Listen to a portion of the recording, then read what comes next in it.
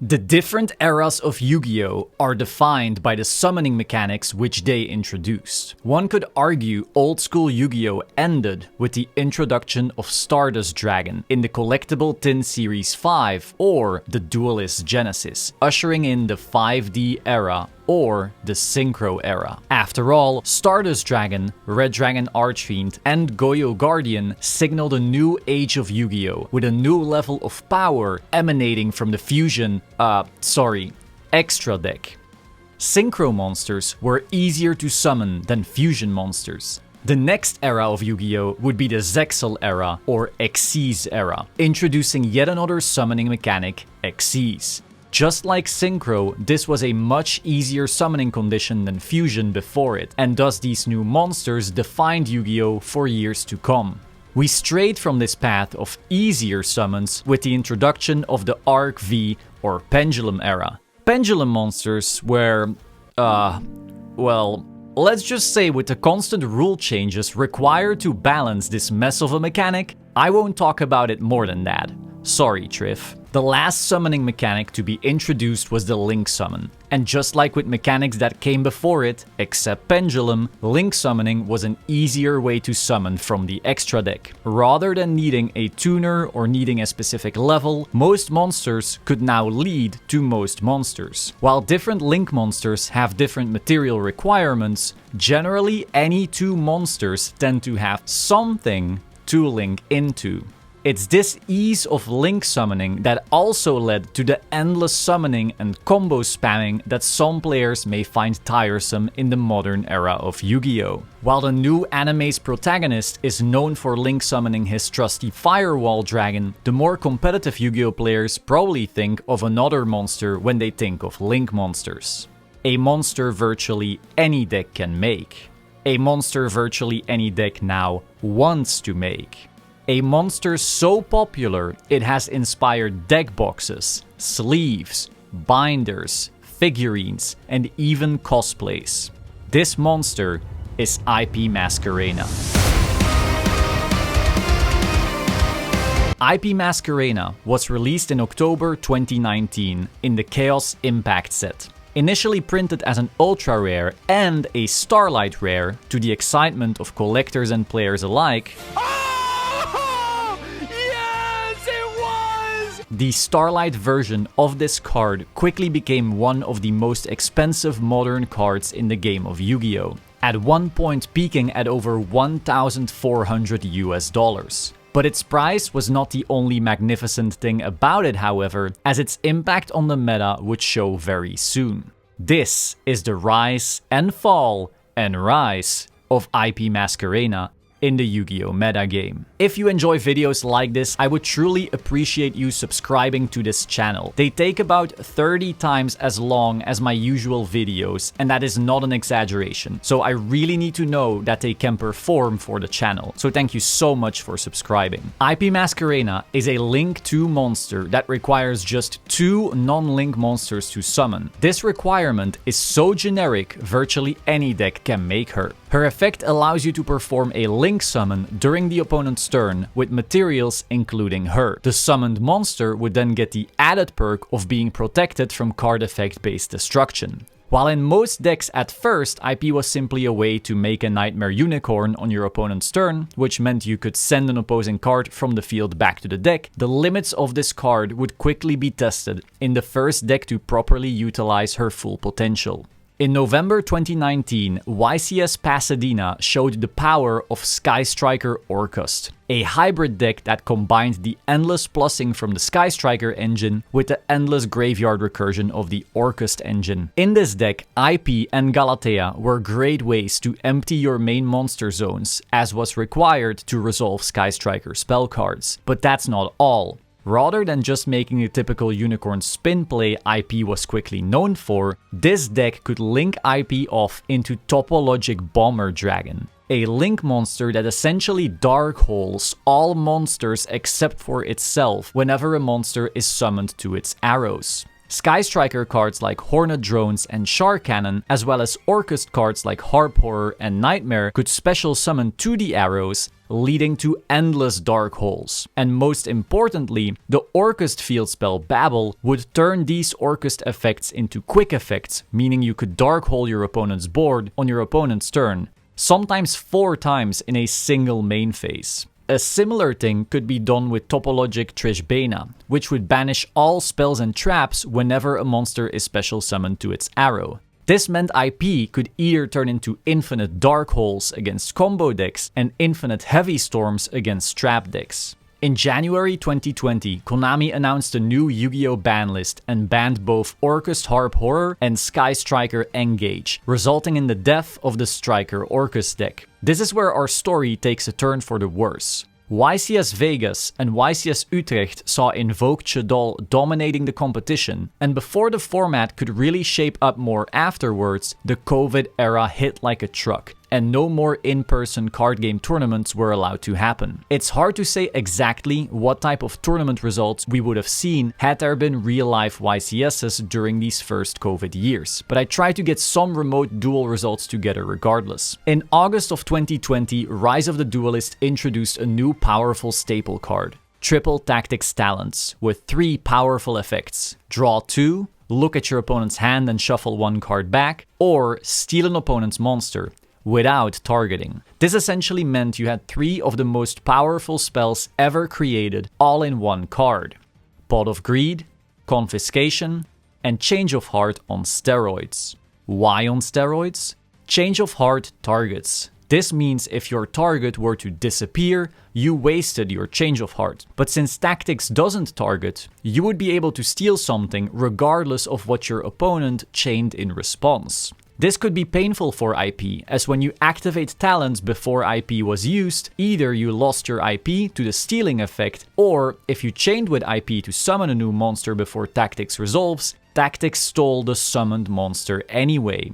That same month, various pro players and content creators were invited to the Yu-Gi-Oh! TCG Remote Duel Invitational. Emancipator ended up getting 2nd place, piloted by Cody Angeloff. In this deck, IP was ran as a final end board piece, depending on how many extenders the player saw. For quite some time, IP did not see much overwhelming success beyond this. Decks which link climbed tended to link climb into Crystron Halke Fibrax and Linkcross, which then provided so many free bodies, IP became too fair of an interrupt compared to what else was available. The overwhelming power of Halke Fibrax would also lead to more synchro-based boss monsters, which weren't always super compatible with IP-based endboards. While the card could technically be played in virtually any deck that had access to enough monsters to link climb, and she was definitely appreciated as a free interrupt in various rogue decks, there were simply more powerful things one could do with their monsters during this time. During this age of online remote duel events, IP was mostly seen in combo decks that were able to generate a large amount of bodies and didn't always know what to do with them. Dragon Link, Drytron, and Phantom Knights being the prime candidates. The entire COVID era was essentially a somewhat sad drag for IP Masquerena. While she wasn't bad, and some decks certainly were happy to put up an extra interrupt, she didn't tend to be the most impactful interrupt available.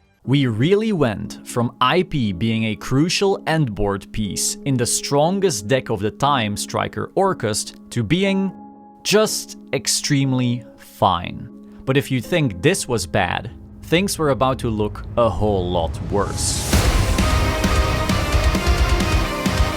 In November 2021, Burst of Destiny introduced Destiny Hero Destroyer Phoenix Enforcer, or DPE for short. This boss monster would allow you to destroy a card of your own and a card of your opponent. It would also revive a Destiny hero the next turn if it were destroyed by battle or card effect. This meant it was essentially an endless loop of destruction. If your opponent summoned an important monster, you could destroy your DPE and destroy the opposing monster, and next turn the DPE would just revive itself. And because it had destroyed itself, your opponent also couldn't reliably deal with it. Beyond that, any attempt on DPE's life would simply be met with DPE getting rid of itself, ready to float right back into play the following standby phase. Now one may wonder, why exactly is a hero boss monster an issue for IP? Isn't this locked to basically only one deck? Well, no. Verte Anaconda is a Link 2 that allows you to fusion summon a monster with cards from your deck. This meant any deck that could put up 2 bodies could make a Verte, and provided your deck ran the required cards, could create a virtually free DPE. To add insult to injury, the Destiny heroes you would play to accommodate this play would also give you 2 draws the following turn, as well as a fun special summon effect. So 2 bodies would essentially turn into a powerful boss monster that basically couldn't die, a rare special summon during the draw phase, and 2 free draws. Who in their right mind would choose IP over this bullshit? The answer is almost nobody, and so the best decks consistently chose to make Verte instead of IP if their combo had 2 spare bodies for a Link 2. In May 2022, Verte was banned at last, just in time for Nats. At the American National Championship of July 2022, just like during the remote duel era, Dragon Link saw success with IP in the extra deck, reaching top 8 out of 1,800 of some of the best players in all of America. This particular variant of Dragon Link utilized the powerful Adventurer engine on top of the now banned combination of Chaos Ruler and Fairy Tail Snow. Just 1 month later, Power of the Elements released in August 2022, and it contained 2 archetypes which would end up defining the coming year of Yu-Gi-Oh! The European Championship of 2022 was the first premier event where both Tearlaments and Spright were legal. In second place, we saw a Danger Tearlaments deck, which utilized IP Masquerena and Spright Elf to do some incredible plays. This is actually the same deck I played during said European Championship. During the opponent's turn, Spright Elf would attempt to revive Tearlaments Merly, but IP would change its effect to link into Topologic Bomber Dragon. Merly would be summoned to an arrow of Bomber Dragon, and so Merly would send 3 cards from the deck to the graveyard, whilst Bomber wiped away every monster on the field except itself. This meant not only did you just Darkhold the board just like in the Striker Orcus days, but you also just sent Tearlaments Merly to the graveyard with a card effect, meaning you could now fusion summon into something like Dragos Tepelia, giving you yet another interrupt. You Darkhold the board and created a fusion monster with a negate out of this one interaction. But that's not all, as you could also summon Havnis from your hand to Bomber's Arrow to wipe the board a second time and make yet another fusion. If you didn't get enough board wipes just yet, you could also summon Fairy Tail Snow to this arrow, and some Danger tier players even played Gizmek to do the same thing yet again. This IP Elf line could also make Zeroboros to deal with back row, and if you didn't need to wipe the board, this IP and Elf could also simply make an Appaloosa for 2 more negates. You can just pass on the Spright Elf. Like, that was just good enough most of the time. I'm not joking. You use Elf's effect to bring back IP, and you can use Havnis's effect in hand, and you chain IP. You trigger your new Topologic monster, and you just blow up the board and banish everything. Bomber Dragon specifically, though, was extremely good in the Tearlament deck, especially in conjunction with IP Masquerena, because, like, Merly can just make a kick close on your opponent's turn, and you can just summon it under the Bomber Dragon. So if your opponent has any floating monsters, you can just blow those up again as well. Kick Close will trigger Search, and Kick Close will trigger to Mill 5 as well, like on separate chains, obviously. So you can just like infinitely just chain Bomber Dragon effects. Like, you can just make it so that your opponent never has a monster in the field. The kind of significance of doing this is because it also filled up your graveyard for Fairy Tail Snow, which was also, for whatever reason, legal. So the Spright matchup was just so easy, even if they had Spright Red. Because your Bomber Dragon can't be destroyed by card effects, so they can Spright Red negate it once. But you can just do Bomber Dragon again, because it's not once per turn. So you can just blow up their board as many times as you want. In this same format, Spright could also play IP. One neat thing Spright could do is combine their Spright Elf with their IP to make Avramax, an incredibly hard to beat boss monster which Tearlaments really struggled to remove from the board. In order to fight back against the powerful Tearlaments monsters, the Darkwing Blast set released in October 2022 introduced the Bestials. These impactful hand traps would function like a DD Crow, removing tier monsters from the grave before they could fuse off, and rather than being a minus from the hand like our little crow buddy, would even leave behind a dragon monster with some neat added effects. One of these dragon monsters, Bestial Druid's Worm, would breathe new life into IP, as the Dragon Link deck gladly linked off IP and Druid's Worm into Unicorn, and rather than this being a single interruption from Unicorn, the Druid's Worm's effect would now trigger and send yet another monster to the graveyard. With the introduction of the Tier 0 Ishizu tier format and later the Kashtira formats, IP had to take a bit of a backseat, but soon enough she would be elevated to a whole new level. The Age of Overlord set of October 2023 introduced IP Masquerena's new best friend, SP Little Knight. When IP and another monster would link into SP on the opponent's turn, SP would banish an opponent's card. This was a strict upgrade over Nightmare Unicorn, as you were still getting the removal without having to discard a card for it. But that's not all. SP would have a secondary effect that allows her to banish one card on each side of the field. The card on your own side of the field could also be itself, meaning just like with DPE, this is a threatening interruption that was really hard to remove permanently. So not only did IP get a free unicorn upgrade, it also got yet another interrupt added onto itself. Originally a part of the S-Force archetype, S-Force Rapid Chiyomaru was quite literally the backbone of the deck. Chiyomaru also appears alongside IP Masquerena and a trap card called S-Force Chase. S-Force Chase is about as good as the rest of the S-Force archetype. God, this is horrible. Let's just say that we're happy that she's moved on to bigger and better things. Honestly, I really miss using IP Masquerena in my decks. There was just something so silly about having an IP Masquerena on board and an update jammer, and then linking 4 for an absolutely devastating access code talker. Those days are long behind me now, as the Cybers archetype has really evolved since then. I really do miss her. IP Masquerena, you will always be famous. In the AGOF format, Rescue Ace was the prime deck to utilize the IP SP combo to great effect, taking first place at YCS Indianapolis and second place at YCS Bologna. Another deck successfully utilizing IP into SP at this time was Pearly. Even Kashtira, which was previously seen as an Xyz locked deck, turned to the dark side of link spamming and incorporated a Cybers package to end on Heat Soul for free draws, Fenrir, and then IP for the IP SP combo. Even before SP Little Knight's release, it was obvious to many that this combination would become deadly, but no deck made this more obvious than the next meta-dominating deck. Phantom Nightmare introduced a new support card for IP, called EMP Meow Mine. This card would essentially make it so when you used IP's effect, you would also get an added bounce from field to hand. While the card does show IP in its art and definitely can make IP interactions more powerful, it has not seen widespread competitive play just yet. However, Phantom Nightmare also released something far more dangerous into the wild: Snake Eyes Poplar and Promethean Princess, elevating the Snake Eye deck to Tier 0 status. This fire strategy is the king of endless link climbing,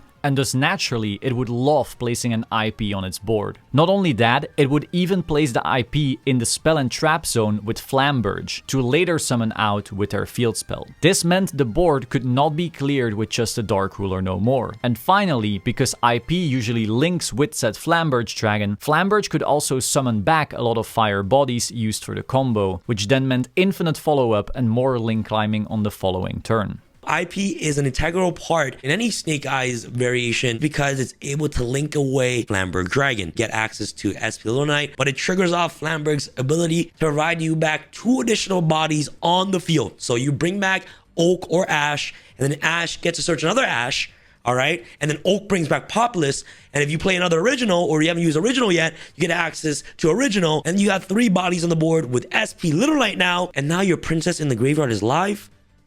God damn!